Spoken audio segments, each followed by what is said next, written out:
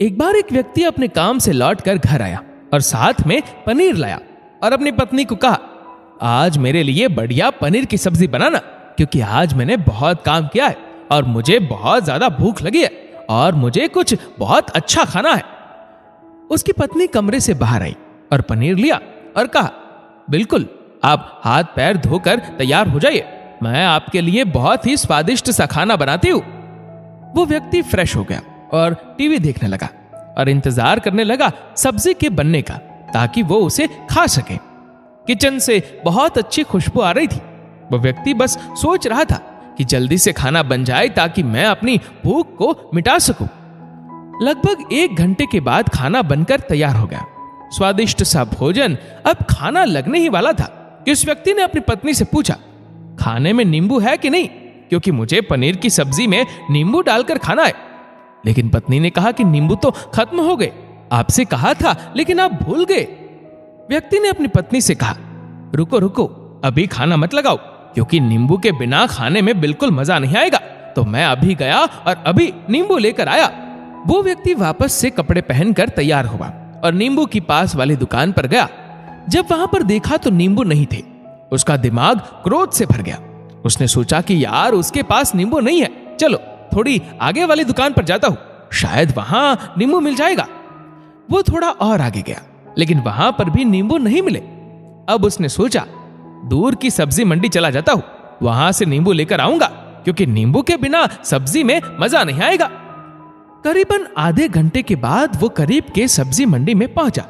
वहां पर उसे नींबू मिल गया और वो बहुत खुश हुआ कि चलो नींबू मिल गया और अब मैं घर जाऊंगा और सब्जी में नींबू डालकर अच्छे से सब्जी खाऊंगा।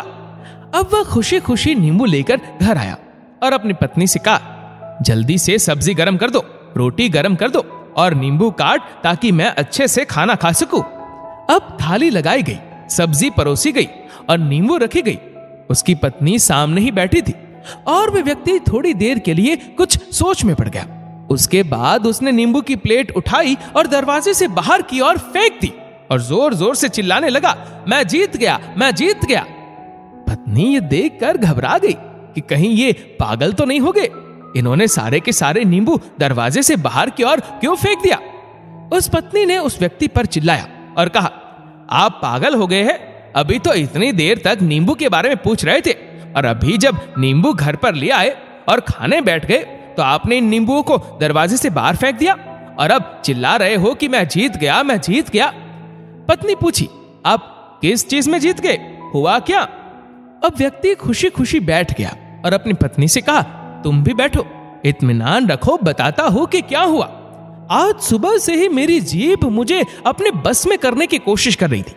जब मैंने बहुत काम कर लिया तब मुझे बहुत तेज भूख लगी। जब मैं घर पर आया तो तुमने बहुत ही स्वादिष्ट सब्जी बनाई, उसकी खुशबू मेरी नाक में गई। फिर मेरी जीभ ने कहा कि इसे अब नींबू चाहिए। मैं पास वाली दुकान पर गया, लेकिन वहां नींबू नहीं मिले। थोड़ी और दूर गया, वहां पर भी नहीं मिले, तो मुझे वो और दूर लेकर गई।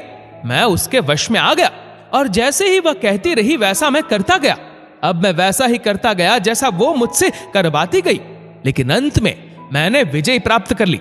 मैंने उसे उठाकर बाहर फेंक दिया और कह दिया कि तुम्हारा मुझ पर कंट्रोल नहीं है, बल्कि मेरा तुम पर कंट्रोल है और मैं जीत गया। क्या आपको समझ में आया कि कैसे अपनी इच्छाओं पर विजय प्राप्त करें? कई बार लोगों को शराब पीने की आदत लग जाती है और उस चक्कर में वो भटकते रहते हैं। यदि एक जगह नहीं मिलती तो दूसरी जगह जाते, दूसरी जगह नहीं मिलती तो तीसरी जगह जाते। और अक्सर युवाओं के साथ ऐसा जरूर होता है कि वो शराब पीने के लिए बैठते हैं, सारी शराब खत्म हो जाती है। उसके बाद एक ना एक व्यक्ति जरूर कहता है, यार और चाहिए, और चाहिए, और चाहिए के चक्कर में शराब ढूंढने के लिए निकलते हैं, देर रात हो जाती है। वो भटकते रहते हैं, एक जगह नहीं मिलती तो दूसरी जगह जाते हैं, दूसरी जगह नहीं मिलती तो तीसरी जगह जाते और अपने समय, पैसे और अपने आप को बर्बाद करते रहते। यदि आपने अपने इंद्रियों पर विजय प्राप्त नहीं किया तो आप भी नींबू की खोज में सिर्फ भटकते ही रहेंगे और हमेशा परेशान रहेंगे। इसीलिए अपने इंद्रियों पर काबू पाइए और अपने जीवन को खुशी खुशी बिताइए।